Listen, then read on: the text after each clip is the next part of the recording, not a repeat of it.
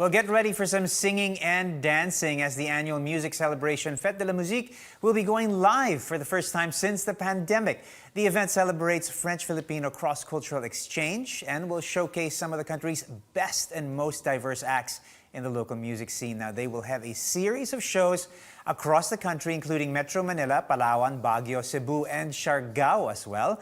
And to tell us more about this year's edition, we now speak to Gisele Tomimbang of B-Side Productions, which is a co-producer of Fete de la Musique. Good morning, Gisele. Thank you for joining us. After 2 years of hosting online editions, Gisele, well, here we are all ready to go again. Tara Ale, I think, is very fitting as the theme is this year, I think. How are preparations going? The preparations are going really well. We are always so surprised at how many people really want to join the cause, join the movement. Like you mentioned, we have stages in Palawan, in Cebu, and in Siargao, because we really wanted to be able to represent at least one destination per major island. But just in the last few days, we've gotten interest even from places like Pampanga and Baler. Even our pocket stages are growing. Everyone is just really excited to rediscover the joys of celebrating in person once again. I know, it is something to definitely celebrate.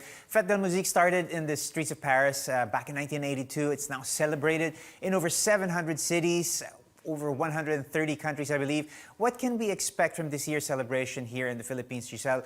Like you said, we've got stages all over the country and we seem to be adding more and more. There's a lot of interest to expand this even more. But the main stage on June 25th, rather, is going to be in Intramuros. What's the significance of that one?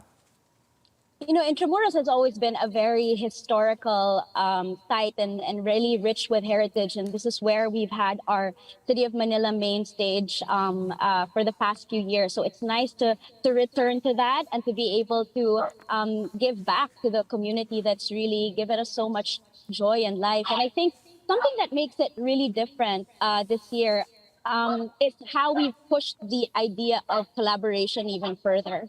So we've always usually invited at least one French artist flying in from France, but this year we have not one but three artists, and we're really co-creating together some new creations. So we have Tara Ale, the anthem, which will be launching this weekend. It'll have participation of artists from around the country and around in France, and also we'll have new co-creations of these French artists who will be going to the island. So there will be collaborations not just in Manila but also in Palawan, and some new stuff. Really exciting to be seen. We've got tons of artists and acts joining in. I don't know how we can possibly go through the whole list. Who are some of the headliners here? Impossible. Definitely, we're very excited to have Itchy Worms, who's been part of the Fete family since its early days back in the early 2000s.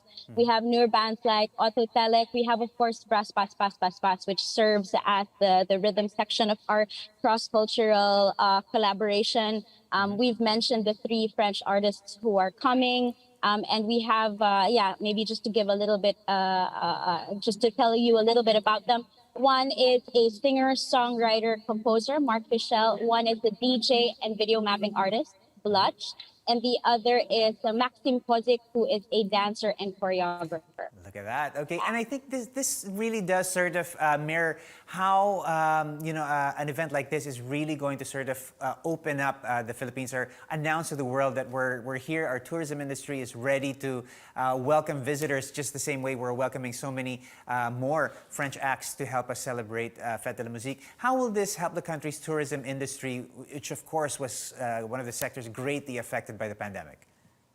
Yeah, I'm glad you bring that up. We're so grateful to be co-organizing this year once again with the Department of Tourism.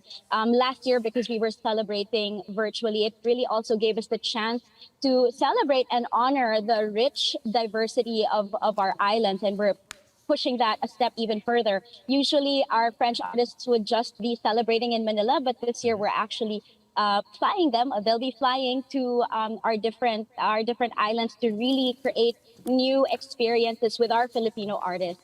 And so we just want to show that we are number one, remind our local our Filipinos that local tourism is alive and kicking. It's still safe.